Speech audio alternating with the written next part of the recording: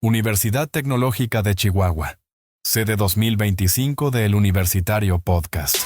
Hola, ¿qué tal? Bienvenidos a este episodio del Universitario Podcast. Este es un esfuerzo de divulgación y comunicación pública de la ciencia que se genera desde las instalaciones de esta universidad, sede de esta temporada 2025 del Universitario Podcast, desde la Universidad Tecnológica de Chihuahua. Agradecemos desde luego el voto de confianza de las autoridades de esta universidad que nos da la oportunidad de producir este podcast de divulgación científica aquí en sus instalaciones en la cabina de radio de la Universidad Tecnológica de Chihuahua. Hoy, en esta edición del Universitario Podcast, conversaremos con un destacado científico universitario especializado en el área de la nutrición clínica. Platicaremos sobre el etiquetado de advertencia en alimentos que se venden aquí en México. No te puedes perder este episodio. Aquí inicia el Universitario Podcast.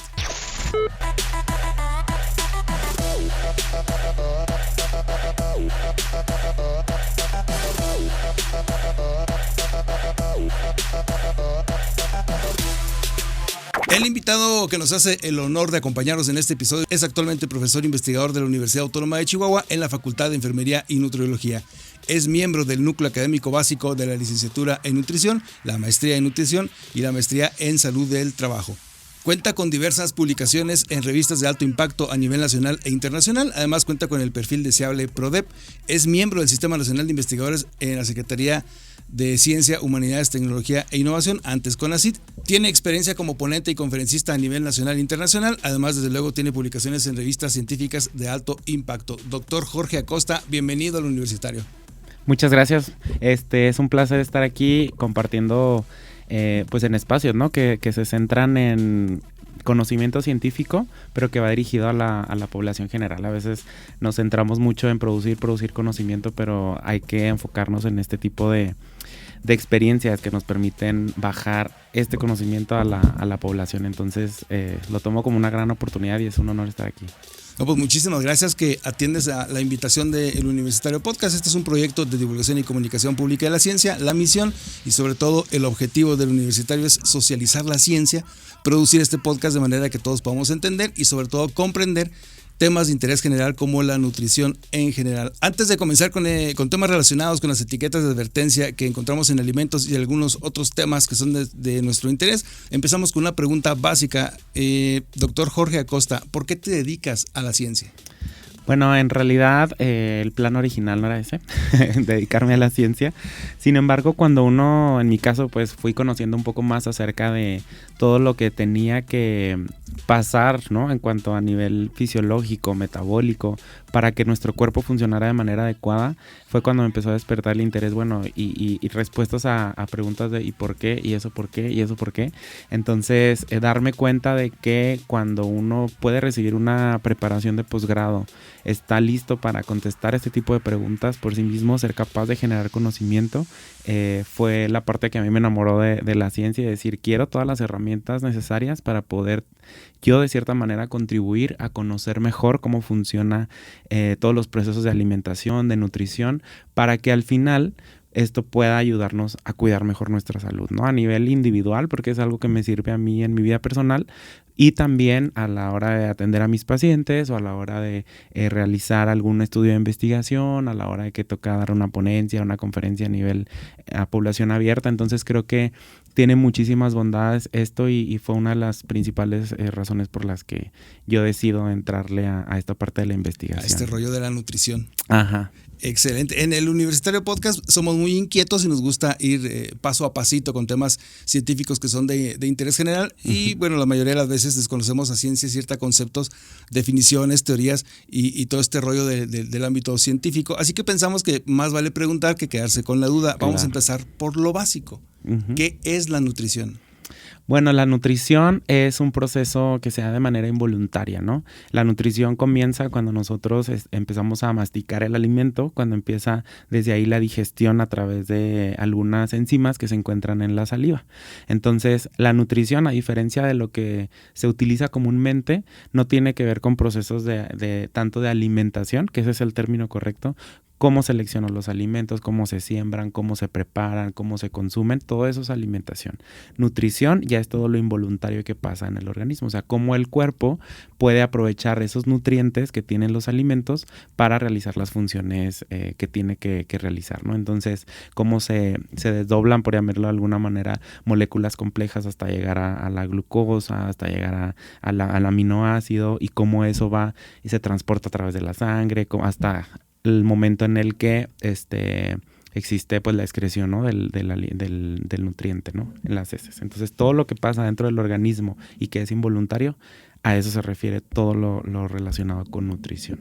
Pues tiene muchísima ciencia, ¿no? Muy interesante. Sí, definitivamente, porque a veces creemos que nutrición viene desde que si estoy a dieta o no, y de que si estoy teniendo una correcta, o sea, nutrición que sí tiene que ver evidentemente con cómo me alimento. Sin embargo, son procesos que no podemos controlar. Lo que controlamos son los procesos de alimentación.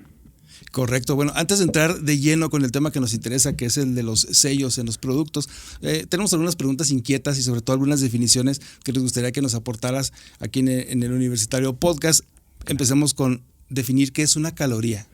Bueno, una caloría comúnmente, ¿no? La conocemos como aquello que tengo que limitar, ¿no? O sea, sí. Le tienen todos miedo a las calorías, y en realidad hablar de calorías en términos de concepto como tal es como aumentas 1 grado centígrado 1 gramo de agua, ¿no? O sea, es como al final de cuentas una manera de medir la energía, ¿no? O sea, entonces cuando nosotros hablamos de calorías, cuántas calorías tiene el alimento, es cuánto en términos más coloquiales de que cuánta energía me va a aportar ese alimento a mi organismo, ¿no? Entonces, cuando hablamos de una persona, por ejemplo, que excede sus calorías, es porque está consumiendo, por ejemplo, más energía de la que necesita consumir. O de la que usa. Ajá, o sea, de la que necesita con base a lo que utiliza, ¿no? O sea, se utilizan algunas características personales para saber el cálculo, pues no exacto, pero sí un estimado muy cercano acerca, por ejemplo, del sexo, la actividad física, si tiene alguna patología, la edad, características que nos van a ayudar a hacer un cálculo de cuánta energía necesita consumir. Entonces, a través de ese cálculo y a través del conocimiento de cuántas calorías o cuánta energía te aporta cada alimento, tú puedes ir a hacer recomendaciones al nivel individual y decir, bueno, con todas estas características que ya evaluamos, la energía que tú necesitas son 1800 calorías, ¿no? Por ejemplo. Entonces, ya cuando excedes eso, es cuando vienen, por ejemplo, problemas en cuanto al exceso de la ingesta de energía. Y energía que sí consumes, pero que no utilizas, se almacena la gran mayoría como tejido adiposo, que es lo que al final de cuentas nos hace empezar a subir de peso. Entonces, todo el exceso de tejido adiposo que tenemos, y digo exceso porque sí necesitamos tejido graso, ¿no? O sea, sí, no es que nuestra meta sea llegar a 0, porque sí es necesario, pero todo el exceso que nosotros pudiéramos tener o por arriba de la recomendación, cuando ya nos empieza a generar problemas a la salud, pues es el resultado de que durante algún tiempo hemos estado consumiendo más energía de la que necesitamos y estamos almacenándola a manera de grasa, de tejido graso. Correcto, eso me da pie a preguntar otra pregunta inquieta. Sí. ¿Qué es entonces una proteína? Una proteína es una molécula, una macromolécula que está formada por aminoácidos, que es la unidad estructural. Yo creo que la palabra aminoácidos es como un poquito ya también más coloquial, que hemos visto como a lo mejor en algunos productos o cosas así, pero tienen muchísimas funciones. Por lo regular se asocian nada más con el músculo, ¿no? O sea, quiero subir masa muscular, hay que comer proteína, ¿no? Pero en realidad estas proteínas tienen algunas otras funciones a nivel de ADN, enzimas, hormonas, algunas funciones dentro del sistema inmune. Entonces, más allá de como centrarlo solamente en cuestión de los músculos, también cumple otras funciones importantes, y eso pues lo encontramos principalmente en alimentos de origen animal. Bueno, entonces, si consumimos de manera cotidiana las proteínas, ¿por qué las recomiendan en los gimnasios a las personas que utilizan o que hacen mucho ejercicio? Bueno, mira, esto es todo un tema. Pero a resumidas cuentas, lo que pasa ahí es que una persona, por ejemplo, cuando aumenta su actividad física, también va a aumentar la necesidad de energía y las únicas fuentes de energía que nosotros tenemos es las proteínas, las grasas y los carbohidratos, ¿sí? A contrario a lo que se piensa o lo que se dice coloquialmente, por ejemplo, andas bajo de energía, consume complejo B porque te da energía. O sea, lo único que te da energía como tal, energía, son los carbohidratos, las grasas, las proteínas y bueno, el alcohol, ¿no? Esas son las 4 cosas. ¿Ah, sí? Sí, esas son las 4 cosas. Pero, hablando en general, cuando una persona, por ejemplo, es sedentaria y entra al gimnasio, las demandas de todos estos nutrimentos aumentan, ¿no? ¿Por qué? Porque estás invirtiendo más energía y esa energía en una dieta equilibrada hay que ver cuánto va a provenir de proteínas, cuánto va a provenir de grasas, cuánto va a provenir de carbohidratos. Desgraciadamente, no quiero generalizar, pero en la mayoría de los gimnasios, por ejemplo, como mencionas, tienen hace falta preparación en cuanto a las ciencias de la nutrición y ciencias de la salud. Entonces, mucha gente que tiene una certificación de 6 meses o 1 año cree que ya tiene la capacidad de estar brindando estos planes de alimentación. Y lo que hacen es decir, bueno, esto da proteína, entonces cómete 5. Y luego en la noche, si esto dice que está bueno, entonces cómete 6, ¿no? Entonces se convierte como en un plan de alimentación en donde estás consumiéndote 7 claras de huevo con 8 rebanadas de jamón, pero de pavo, obviamente, porque sí sabemos recomendar. Entonces, bajo esta creencia y estos principios, dices, bueno, pues estás rompiendo fibras musculares, estás haciendo un ejercicio de fuerza, entonces hay que aumentar la cantidad de proteína. Sin embargo, en la mayoría de los casos se puede llegar a estos requerimientos con la pura alimentación. Nada más que hay que saber, ¿no? Hay que saber cuáles son las fuentes, hay que saber cuánta proteína te aporta 30 gramos de pollo, hay que saber cómo combinar, por ejemplo, también cereales y leguminosas. Hablo de, por ejemplo, arroz con frijoles, de tortilla de maíz con lentejas. La combinación de estos alimentos también puede tener un aporte importante de estos aminoácidos, de estas proteínas. Entonces, cuando se desconoce todo esto, y tú llevas a una persona y le dices, no, yo te voy a entrenar y te voy a poner bien mamer, como dicen, ¿no? Y todo. Sí. Pues entonces come un chorro de atún y entonces come un chorro de huevo.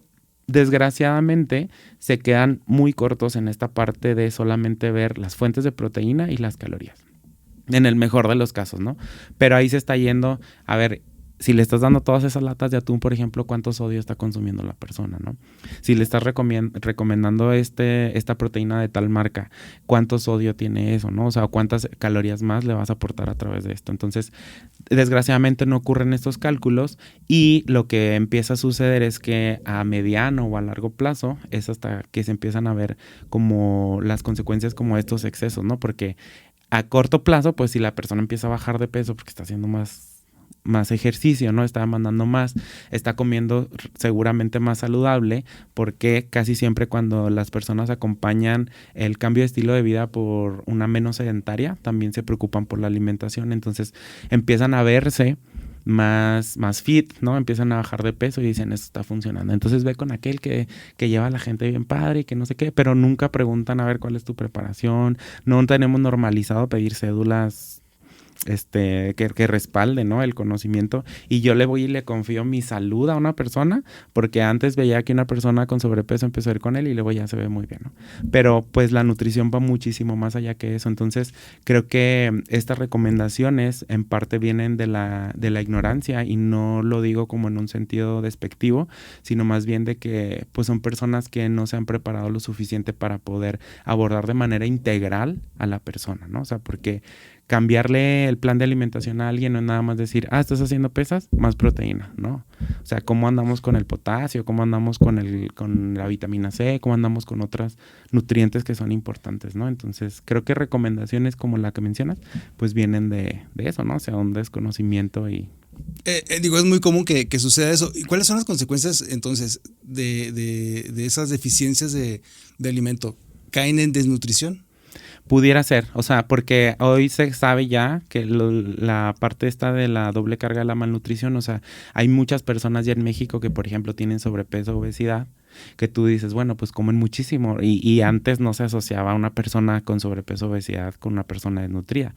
O sea, una persona con desnutrición, tú la asocias con una persona de muy bajo peso, una persona que tiene hasta estado anímico bajo, etcétera, ¿no? Pero en realidad hoy se sabe que hay muchas personas que tienen obesidad y que tienen desnutrición al mismo tiempo. ¿Por qué? Porque a pesar de que están consumiendo muchas calorías, esas calorías vienen de alimentos chatarra. Entonces tú en una sentada te comes una bolsa de papas y ya te comiste 200, 300 calorías y casi todas vienen de grasas y de carbohidratos, entonces de azúcares, pero esos alimentos carecen de vitaminas, de minerales, de fibra.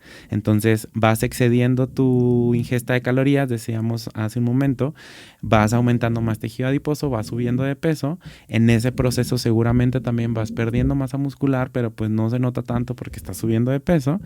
Pero aparte estás dejando de lado los alimentos saludables y esos alimentos saludables son los que al final de cuentas te van a dar micronutrimentos, que son vitaminas, minerales, fibra, etcétera. Entonces cuando los descuidas, en 1, 2, 3 meses, dependiendo de los hábitos y del micronutrimento que estemos hablando, pues empiezas a caer, por ejemplo, en una anemia, empiezas a caer en problemas de deficiencia de nutrientes, ¿no? Desgraciadamente también, ahora mucha gente está atendiendo solita, al ver estos problemas, pues a la suplementación, ¿no? Entonces ahora... y me refiero con vitaminas. Entonces ya se levantan y de cajón van a tomarse el magnesio, van a tomarse el complejo E, van a tomarse la vitamina C y el omega 3 y entonces ya después es como si dijéramos, bueno, ya para qué como, ¿no? Si estoy comiendo todo aquí en todas estas pastillas, cuando en realidad ni siquiera hay una evaluación previa, que es lo que pasa con el problema de las proteínas también, acerca de si en realidad yo estoy en esa deficiencia. O sea, yo cómo sé que necesito tomar esto y yo cómo sé que esto que estoy consumiendo no me está provocando por el otro lado un exceso, ¿no? Tal vez estoy consumiendo un alimento, mis alimentos, a pesar de que no sea una dieta tan buena o tan equilibrada, tal vez me está ayudando a cubrir perfectamente mi ingesta diaria recomendada de potasio, por ejemplo. Pero como yo vi en Facebook y como la vecina y como no sé quién, entonces vi que era muy bueno tomar el citrato de potasio, me lo empiezo a consumir, ¿no? Entonces empiezo a consumir el potasio y empiezo a consumir a través de estos, pero no hay una evaluación previa, o sea, ni siquiera yo sé si lo necesito, ni siquiera sé si estoy en deficiencia, ni siquiera sé si con la pura dieta ya estoy excediéndome, ¿me explico? Entonces creo que todas estas recomendaciones siempre tienen que venir acompañadas de un experto, y uno de los mayores ejemplos que vemos en la sociedad es el problema, como dices ahorita, ¿no? O sea, de que entro al gimnasio y ya me quieren meter o vender o hacer que tome muchísimas cosas.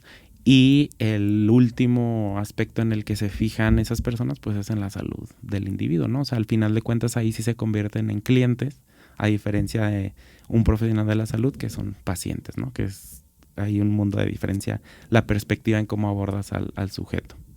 Sin lugar a dudas es muy importante entonces la recomendación de un experto en este área. Seguimos con una pregunta inquieta. ¿Glucosa es lo mismo que azúcar? No, el azúcar como tal, por ejemplo el azúcar de mesa, pues es un alimento, ¿no? Y hay la unidad estructural o lo que se conocen como carbohidratos simples o comúnmente se conocen como azúcares simples. Por ejemplo, un ejemplo de es la glucosa, ¿no? Te pongo un ejemplo, la leche, por ejemplo, los carbohidratos que tiene, no sé si has visto el yogurt o algunos productos lácteos que dicen que no contiene azúcares añadidos, o sea, quiere decir que no le pusieron azúcar al producto, pero algunos dicen contiene azúcares propios de la leche. ¿Qué quiere decir eso? Pues que son los carbohidratos naturales que trae la leche. Y, por ejemplo, la leche lo que contiene es la lactosa, ¿no? Entonces, cuando una persona, por ejemplo, es intolerante a la lactosa, estamos hablando que no produce en suficiente cantidad o no produce nada de una enzima que se llama lactasa. Entonces, lo que hace la lactasa es cuando llega a los intestinos, desdobla, por así decirlo, o separa en partes más chiquitas la molécula de lactosa. Entonces, cuando se separa, una de las moléculas más pequeñas que se separa es la glucosa. Entonces, esta glucosa forma parte de moléculas o de otro tipo de carbohidratos que son más grandes, pero al final de cuentas el organismo lo que hace es metabolizarlo y desdoblarlo para que pueda ser digerido a las moléculas más pequeñas y lo lleva hasta lo que es la glucosa como tal. Entonces, sí contiene, pero en el alimento como tal hay muchos que que la unidad estructural es justamente la glucosa, ¿no? O al final llegan a muchas moléculas de glucosa, que son los carbohidratos. Ya, y ahí otra pregunta inquieta. Entonces, ¿qué es también la fructuosa?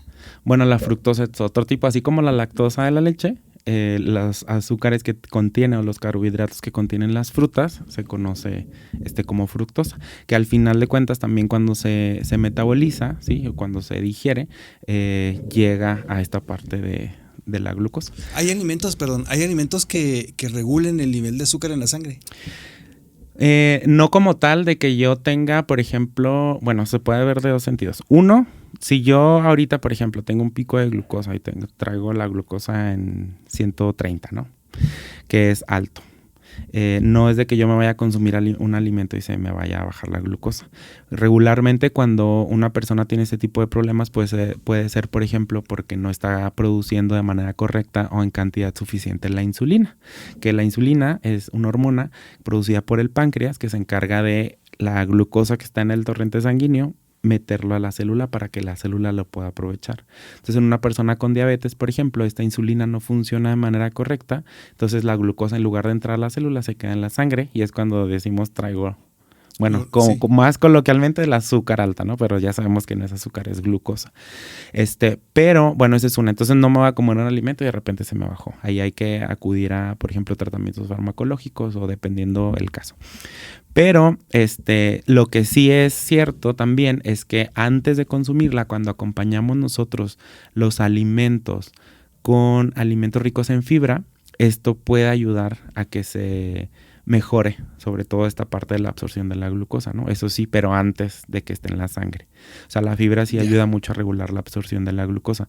Entonces, son como procesos distintos e incluso ya hay muchos estudios que hablan acerca de cómo el orden en el que consumimos los alimentos es importante justamente para no generar estos picos de glucosa, ¿no? O que se empiecen a presentar problemas de resistencia a la insulina, sobre todo cuando no son alimentos o platillos equilibrados. Lo primero que se recomienda que se consuma es la proteína, o sea, todo lo que es proteína. El pollo, pues lo que sea que venga de origen de origen animal en el platillo, ¿no? Todo lo proteico. Luego las verduras, que es lo que seguiría, y luego ya los carbohidratos. Porque esto permite que el organismo digiera o maneje muchísimo mejor todos los procesos metabólicos para que estando esperando el alimento ya preparado para recibir todo el alimento, lo primero que recibe es una bomba de carbohidratos y entonces empieza como un proceso de digestión diferente, ¿no? Al final todo se va a digerir, ¿no? Pero cuando empezamos en los alimentos en este orden, se ha visto que en los pacientes se generan aumentos de glucosa en sangre menos elevados que las personas que empiezan consumiéndose todos los carbohidratos, ¿no? Entonces, si yo tengo mi plato, pues es mucho más sano que empiece por la pechuguita de pollo y luego las verduritas y luego el arroz, a que si empiezo yo por el arroz y luego ya me como el pollo y al final me como las verduras, que es como se hace, ¿no? Muy interesante. Ahorita que mencionas de plato, en primaria, en secundaria, todavía en prepa, se veía el plato del buen comer. ¿Todavía aplica? ¿Todavía se utiliza como método didáctico para aprender? Sí, en realidad las guías alimentarias son herramientas que se han utilizado desde hace muchos años y en muchos países para poder educar en este tema de nutrición a la población. O sea, son como guías que contienen recomendaciones generalizadas para que las personas puedan ubicar de qué manera tiene que verse su plato, por ejemplo, a la hora de comer, ¿no? Entonces, el plato del bien comer hace 2-3 años se actualizó aquí en México y ya vienen algunos aspectos, por ejemplo, de desarrollo sostenible. No se actualizó el menú, no. Okay. Sino que ya como se trató de hacer una guía que abordara de una manera más integral todo el proceso de alimentación, ¿no? Entonces ya vienen cuestiones, por ejemplo, de elige alimentos sin sellos, disminuye el consumo de alimentos industrializados, por ejemplo, todo lo que tiene que ver con el desarrollo sustentable, algunos aspectos importantes, actividad física, o sea, como que se intentó hacer una guía que ya no solamente te dijera, este es tu plato y así lo repartes, ¿no? Sino de ahora, de manera actualizada, qué otras recomendaciones giran alrededor de la alimentación que pueden ayudarnos a tener elecciones más sabias independientemente de solamente cómo lo distribuimos el plato, ¿no? Entonces, esa actualización pues es importante y muchos profesionales de la salud yo he visto todavía que están con el anterior, ¿no? Que es el que conocíamos todos, que tenía a los lados el tenedor y el cuchillo y la cuchara, y verde, rojo y amarillo, y que no está mal, pero pues ya tenemos herramientas más actualizadas. Y otras costumbres como consumidores también, yo me imagino, ¿no? Pues va evolucionando sí. El mexicano. Sí, porque todas las guías están aterrizadas a las cuestiones culturales también, o sea, de cada país. Entonces, esto es algo que va evolucionando, va cambiando en el tiempo, entonces por eso exigen también esta actualización las guías alimentarias. Correcto. Como nutriólogo, ¿qué nunca comerías? ¿Qué es lo que desde tu punto de vista debería estar fuera del mercado, pero que se sigue ofertando y se sigue consumiendo? De alimentos. Híjole, mira, yo he trabajado mucho en esta parte de tener una relación sana con los alimentos, ¿no? Entonces yo creo que ningún alimento como que debería satanizarse y al mismo tiempo ningún alimento debería ponerse en un altar, ¿no? O sea, como estas moditas a veces que salen de repente la chía y lo ves a todos con sus botes de agua llenos de chía, sí, pero hasta que pareces más chía que agua, o todo lo que ha salido, que la semilla de Brasil y luego que la avena, ¿no? O sea, últimamente se ha tomado como mucho auge, pero en realidad ningún alimento por sí solo, o sea, que tú lo consumas, va a tener el poder ni de destruirte ni de darte toda la salud que has perdido durante tantos años. O sea, en realidad es una combinación de todo. Entonces, sí creo que hay alimentos que se tienen que limitar o que no tienes que consumir de manera tan frecuente, y más allá, nutrientes que no tienes que consumir de manera tan frecuente. Entonces, ya dejas de ver al alimento como voy a dejar de consumir esto y ya estoy del otro lado, o este alimento jamás lo voy a tocar y ya no me voy a enfermar de esto, porque desgraciadamente hoy, sobre todo en los alimentos industrializados, muchos comparten ingredientes, o sea, alimentos incluso que no tienen nada que ver, como los colorantes, por ejemplo, los conservadores, que cuando yo hago como un recuento de los daños, hago un recuento en conjunto de todos los alimentos que consumo, pues descubro que 8 de cada 10 tienen glutamato monosódico, ¿no? Entonces eso pues afecta sobre todo a personas que tienen problemas con la tensión arterial. Se ha visto que se genera como cierto adicción, ¿no? a este tipo de alimentos. Entonces no es tanto que este alimento me cause un daño y lo voy a evitar, sino de qué manera, sino qué nutrimento me está aportando y qué me voy a fijar yo que en las etiquetas o en el mismo producto, alimentos que coincidan con eso para tratar de evitarlos y no consumirlos como de manera tan frecuente, ¿no? Creo que sería como más práctico, o sea, decir, bueno, a ver cuántos alimentos estoy consumiendo con colorante, cuántos estoy consumiendo con glutamato, cuántos estoy consumiendo, qué sé yo, con edulcorantes, por ejemplo, para yo poder tener un mejor equilibrio y una mejor selección de los alimentos, ¿no? Y decir, bueno, esta semana voy a comer 2 alimentos con edulcorantes, es un ejemplo, y van a ser y ¿no? En lugar de, pues, de un alimento específicamente. Hemos visto en el contenido de redes sociales temas respecto a salud. Es mucho el material que te encuentras ahorita en las redes sociales, como comentas. A nuestro parecer, pues se nos afigura un peligro, ¿no? Que cualquier persona esté emitiendo recomendaciones, y justo el universitario lo que intenta es pues obtener una visión de un experto del área. En ese sentido, nos gustaría que nos expliques algo que es muy viral que hemos visto últimamente: cocinar. 3, 2. ¿Cocinar con manteca de puerco es más saludable que utilizar aceite? Bueno, ahí esa pregunta es muy común, y últimamente yo he visto también mucho en redes sociales que incluso, por ejemplo, echan a un sartén pedazos monumentales de tocino y luego dejan que se cosa y toda esa grasa la guardan en un frasco y luego se ponen a cocinar sí. Y que porque los antepasados y que porque las grasas y que no sé qué. Mira, yo en realidad, o sea, de manera general, yo te podría decir que es mucho más saludable cocinar con aceites vegetales, ¿no? Como el de canola, por ejemplo. Últimamente se ha hecho mucha comercialización y auge, por ejemplo, el aceite de coco, que son vegetales también, pero que en realidad son muchas las características o varias características en las que tú te tienes que fijar lejos de qué tipo de grasas son, ¿no? O sea, además de eso, todas las grasas que vienen de animales son grasas en su mayoría saturadas. Y esas son las que están asociadas a problemas cardiovasculares, ¿no? Principalmente infartos o que suba los niveles de colesterol, triglicéridos, etcétera. Entonces, llevándolo de la mano con lo que comentábamos hace un momento, creo que es muy importante antes de pensar si es saludable o no, porque mira, si yo te digo ahorita, no, pues si es más saludable, ¿qué va a pasar con la gente que está escuchando? No, ay, bueno, voy a tirar el aceite y voy a empezar a comprar manteca, ¿no? Porque ya escuché que es más saludable. Pero en realidad creo que tiene que haber una evaluación y un análisis de todo. Si yo soy una persona que consume muchísimos alimentos de origen animal, si soy una persona que a través de los productos industrializados consume muchas grasas saturadas, si soy una persona que tiene una dieta bajísima o nula en fibra, si soy una persona con antecedentes de problemas cardiovasculares, o sea, todas estas características, bajo ninguna circunstancia yo te diría si es más saludable, ¿no? O sea, es como depende de la persona. De manera general, estamos hablando de grasas saturadas y las fuentes actuales de grasas saturadas en la población general son muchísimas. Entonces yo en lo personal no le agregaría otra fuente de grasa saturada, puesto que si tú me dijeras, bueno, pero pues toda la gente se alimenta súper bien, hace ejercicio y bueno, pues ¿qué tiene? O sea, si un día se te antojan los frijolitos guisados con manteca, pues échale, ¿no? En lugar de aceite y lo disfrutas y todo bien.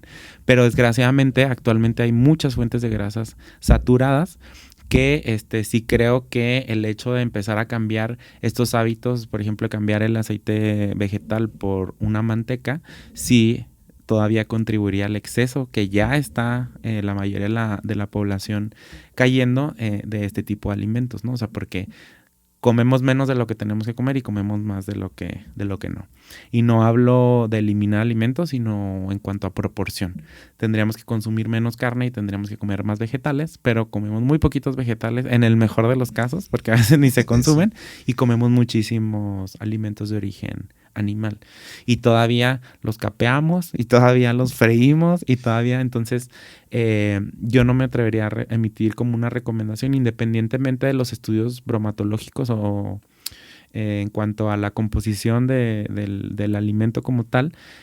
Yo preferiría no decir sí está bien por esto, porque sí creo, repito, que a nivel poblacional hay muchísimas fuentes a las que la población tiene la cotidianidad de consumir que tienen en exceso de grasas saturadas. Entonces yo soy más de la recomendación de, ok, si ya estás consumiéndolo a través de esto y esto y esto y esto y esto, pues al menos ayúdate cuando cocinas con un aceite vegetal. Claro, el aceite de oliva, ¿por qué es tan popular en la gastronomía?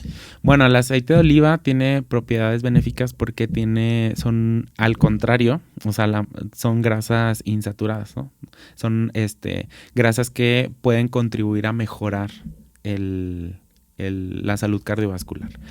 Entonces, ahí en el aceite de oliva pasan algunas cosas particulares porque, sin decir marcas ni nada, algunas de las características importantes que nos tenemos que fijar cuando lo vayamos a adquirir nosotros, por ejemplo, es que sea virgen, que sea extracto en frío y que el contenedor, o sea, la botellita o el frasquito, lo que sea donde esté contenido, sea de un color oscuro. ¿Por qué? Porque pues es sensible justamente por todas las propiedades que tiene también propiedades antioxidantes, es sensible, por ejemplo, a la luz. Entonces, cuando está en frascos o ámbar o de estos colores verde o muy oscuro y todos estos, pues contribuyen a que el alimento preserve mejor sus propiedades. Ajá. Y cuando es extracto en frío es porque las grasas, cuando las empiezas a someter a un proceso de calor, ¿no? Para extraerlas, como son por lo regular las demás, este calor, esta exposición al calor hace que vaya cambiando la composición del aceite y empiecen grasas que no están saturadas a saturarse. Entonces, cuando es extracto en frío, no hubo que meter calor para extraer el aceite y eso permite que esté pues más virgen, ¿no? O sea, que esté más natural, por decirlo de alguna manera, el proceso de extracción de ese aceite. Entonces, esas características pues van a ayudarme a saber que tengo un aceite de oliva de calidad y que, mencionando esto del envase, puede preservar más también sus propiedades benéficas.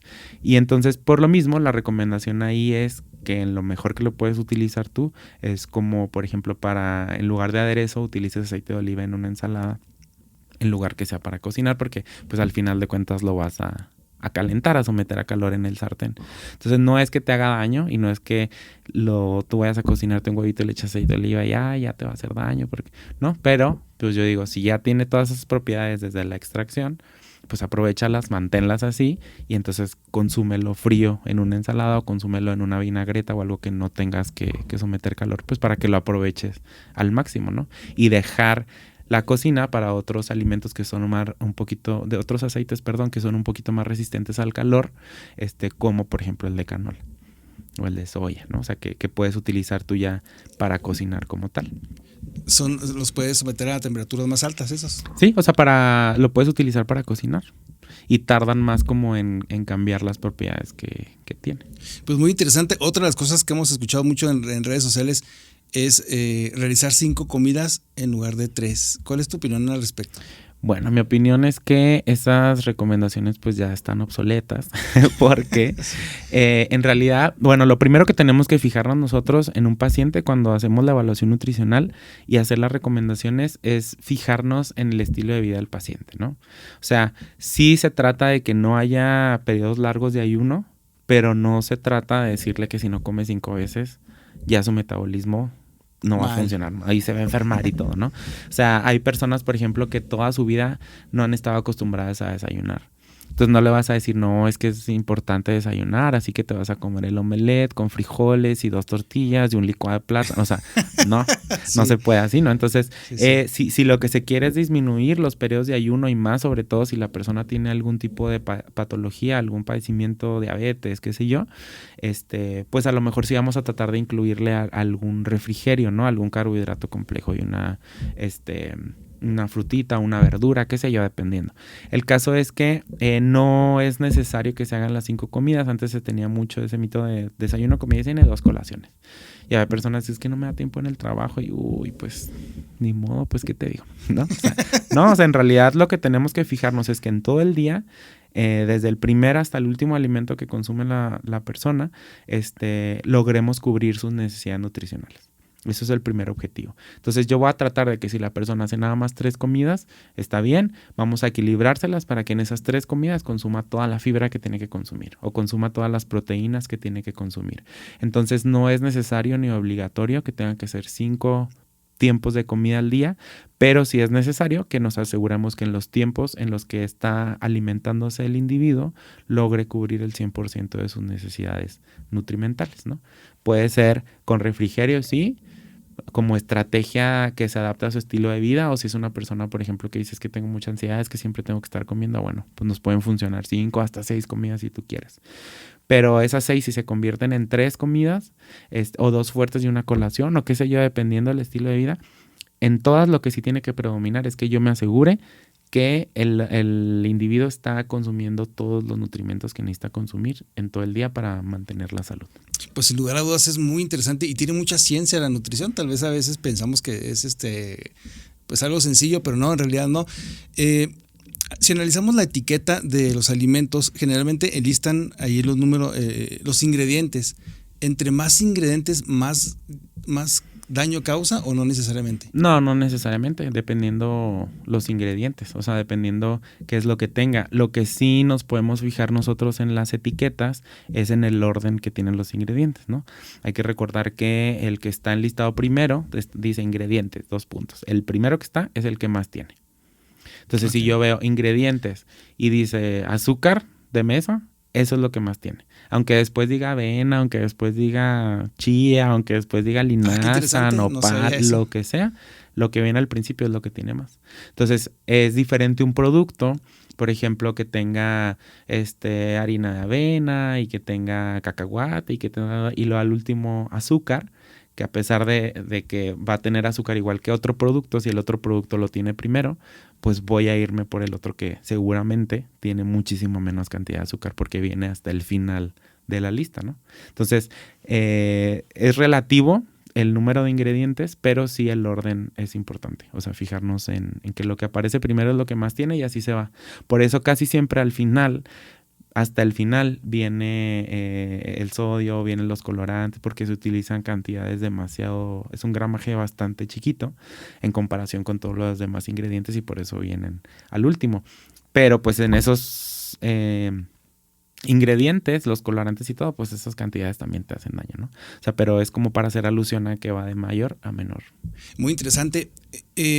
Ahorita que mencionamos ese tema, ¿quién regula en México eso? ¿Está regulado? ¿Hay una norma? ¿Hay legislación al respecto de las etiquetas? Sí, hay normas oficiales de cómo debe estar acomodada la tabla, de cómo debe estar el tamaño, de dónde debe estar colocado en el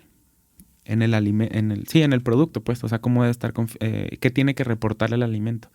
Y ahora con todo lo que se implementó del sistema de sellos, ¿sí?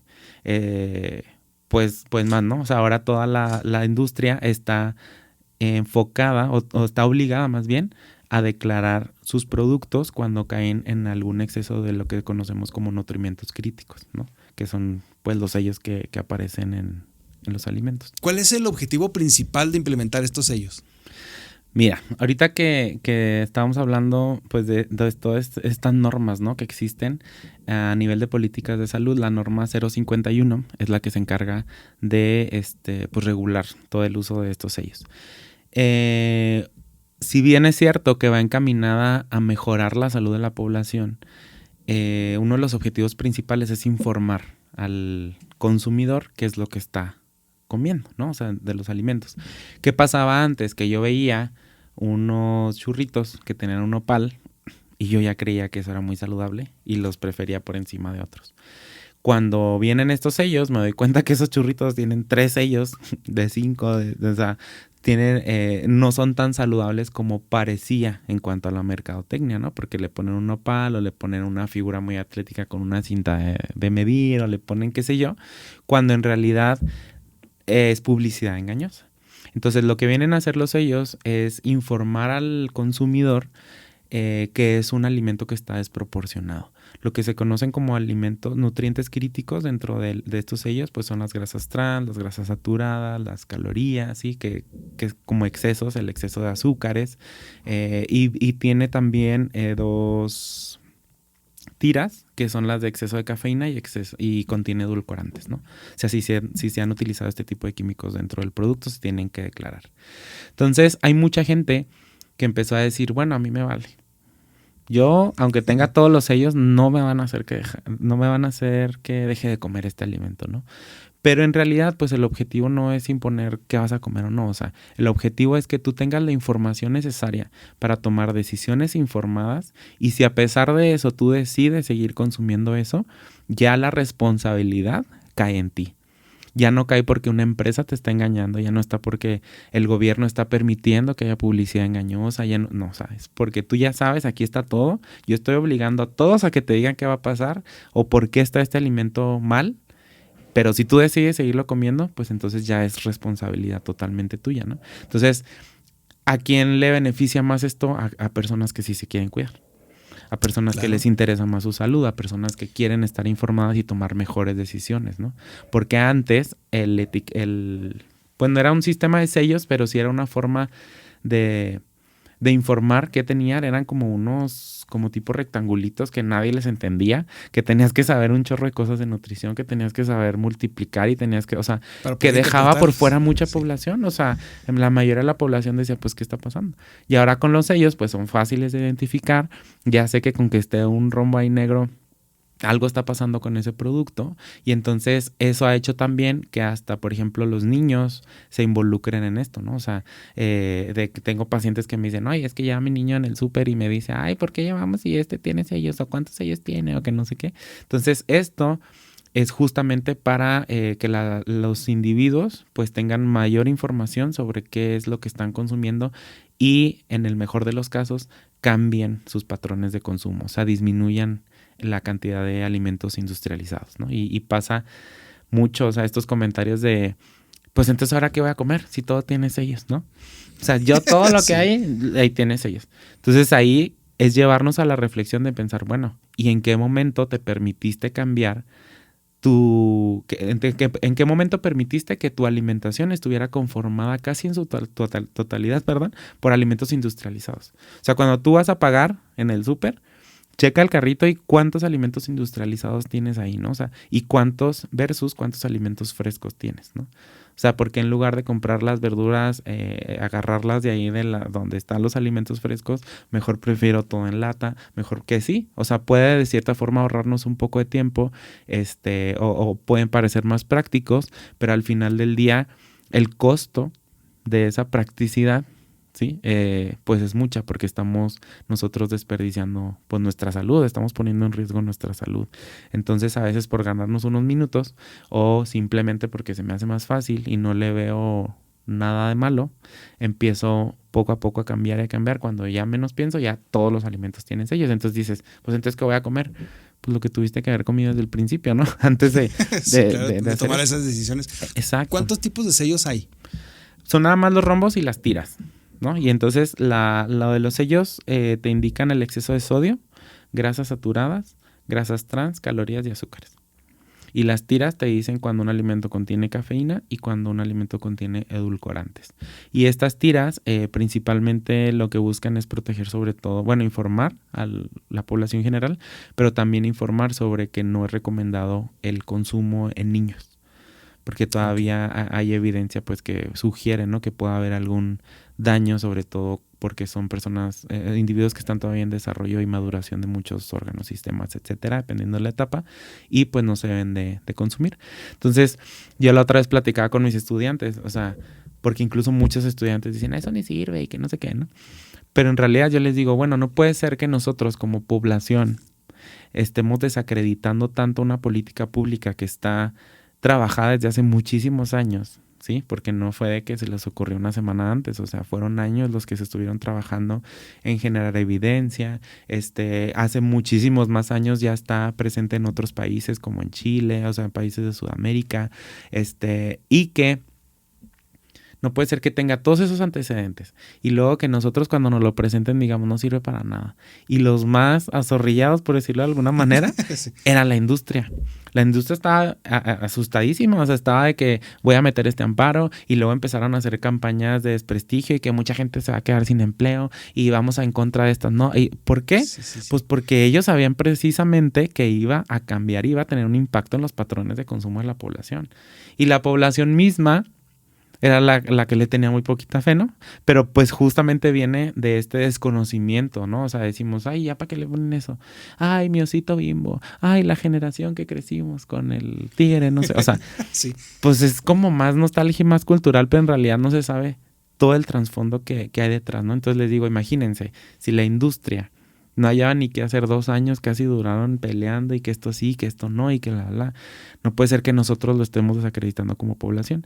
Y ahora nosotros algunas de las cosas buenas que hemos visto a través de esta implementación, que era otro de los objetivos que buscaba el sistema de sellos, era orillar a la industria que ofreciera productos más saludables, ¿no? O sea, entonces ya vemos cereales sin sello, por ejemplo, o sea, cereales que no tienen ya el sello de azúcares. Ya vemos opciones para niños, por ejemplo, como pues estaban obligados a declarar las tiras, no recomendable en niños, pues todas estas empresas que se dedicaban a productos infantiles, pues se vieron orillados a generar otro tipo de productos sin esos ingredientes. Entonces, el hecho de que haya cambiado la oferta también de estos productos en el mercado es un resultado favorable de que se hayan implementado estas medidas, porque la industria dijo, quiero seguir vendiendo, entonces quiero seguir en el juego, voy a tener que reformular productos, ¿no? Pero como todo eso pues iba a representar costos y todo, desde el principio generaron muchísima resistencia, pero sí ha traído muchos beneficios esta política. Y eso tiene que ver con que han desaparecido las mascotas, imágenes de las portadas de los productos. Sí, tiene mucho que ver y es parte de la norma incluso,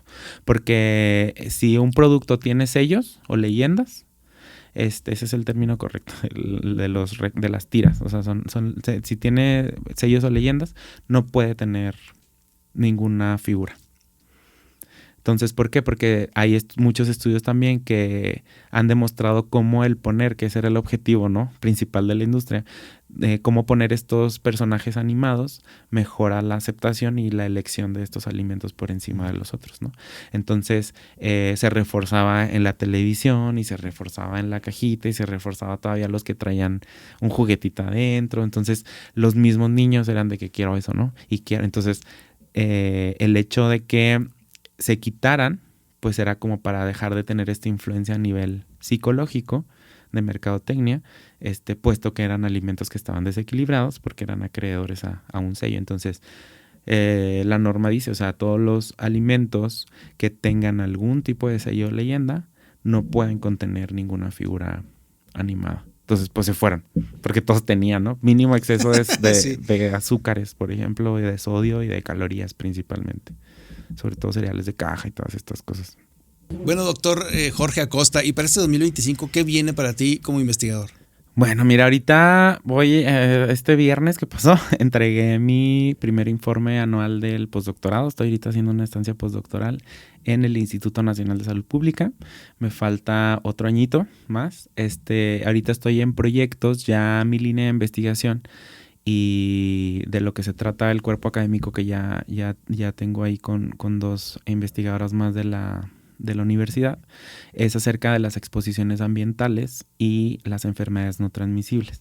Específicamente acerca de cómo el exponernos a respirar aire contaminado también tiene efectos sobre la salud del perfil bioquímico. O sea, como por ejemplo respirar aire con altas concentraciones de ozono, de dióxido de carbono, de material particulado, etcétera, influye en que aumente la glucosa, en que aumente la tensión arterial, en que aumente el colesterol, los triglicéridos, todos los componentes del síndrome metabólico. Entonces, ahorita estoy en proyectos con eso, sobre lo que estoy haciendo el postdoctorado, trabajando en ambiente y nutrición. Y personalmente estamos tratando de llevar ese proyecto también a nivel aquí local, o sea, a nivel de Chihuahua.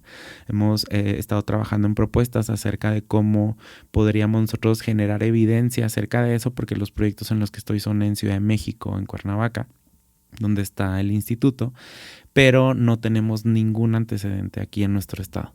Entonces estamos nosotros ahorita trabajando en generar evidencia en población chihuahuense, cómo funciona eso, de qué manera se está atribuyendo un riesgo a las primeras causas de morbimortalidad en nuestro país, ¿no? Que son justamente todas las enfermedades no transmisibles. Entonces ya decir, bueno, ya lejos de la old school que se conocía como come bien, ya hace ejercicio y ya eso es todo en la vida.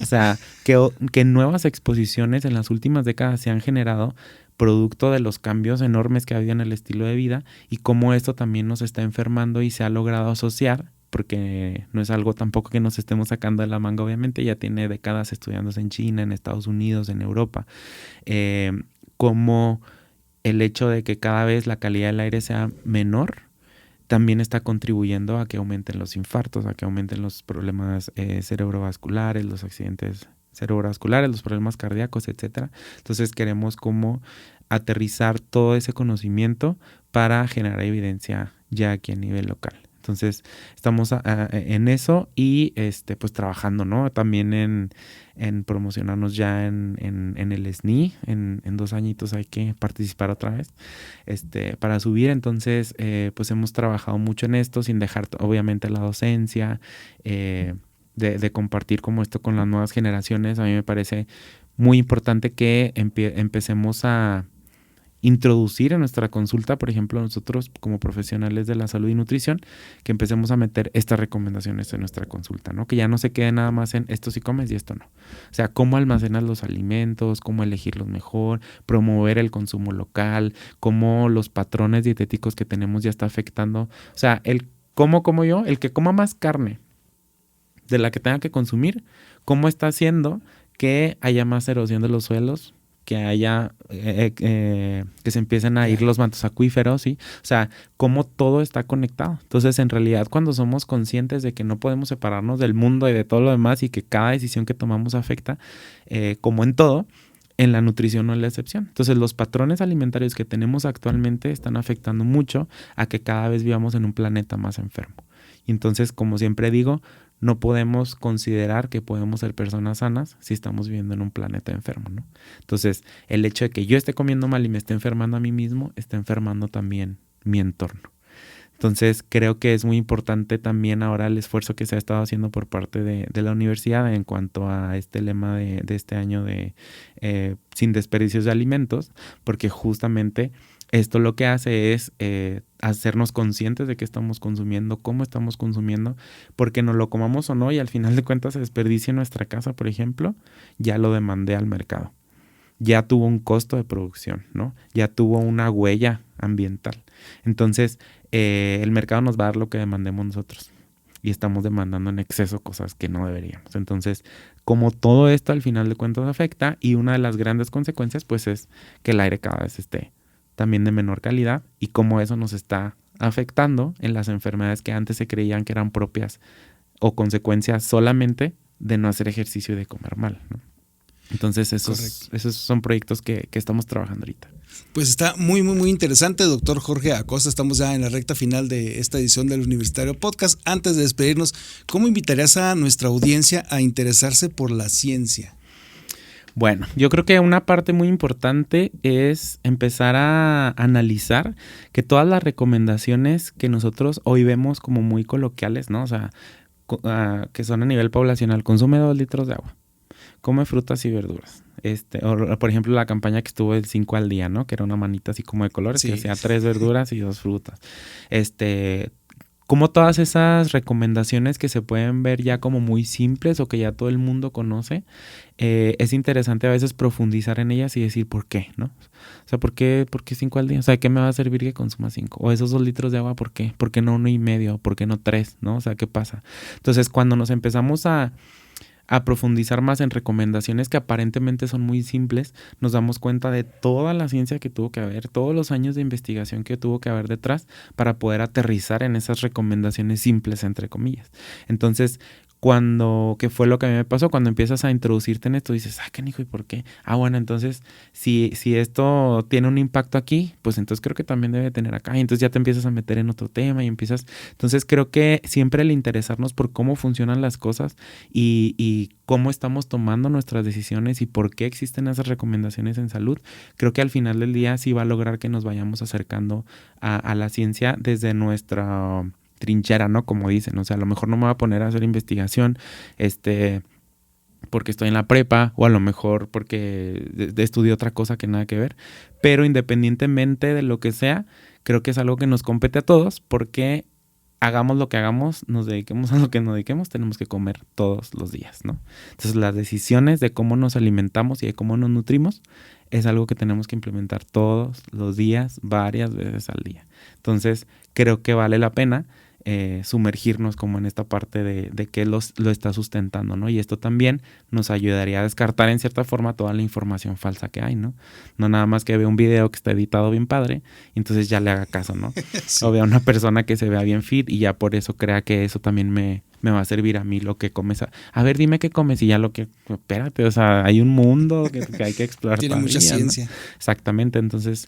Pues creo que el empezarnos a interesar por eso y profundizar en eso nos puede acercar mucho a la ciencia y darnos cuenta de que todas estas recomendaciones que podemos ver muy básicas, pues si tienen algo atrás, es ciencia de muchos años en la mayoría de los casos. Excelente, pues muchísimas gracias, doctor Jorge Acosta, por atender la invitación del Universitario Podcast. ¿Algo más que desees agregar?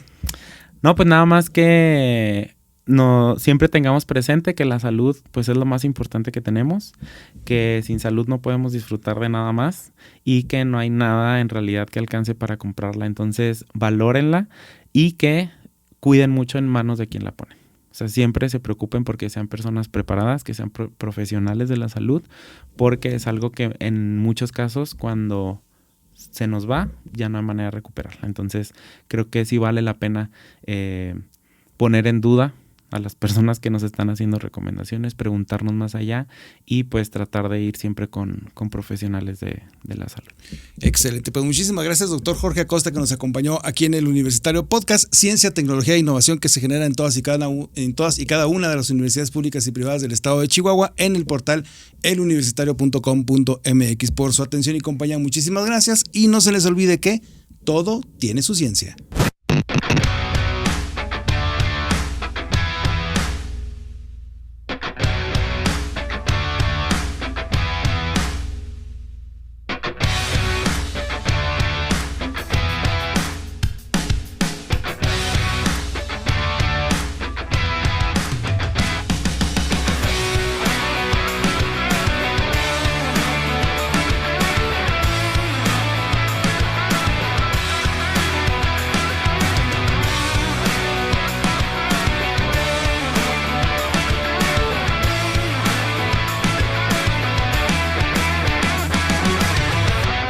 El Universitario, porque todo tiene su ciencia.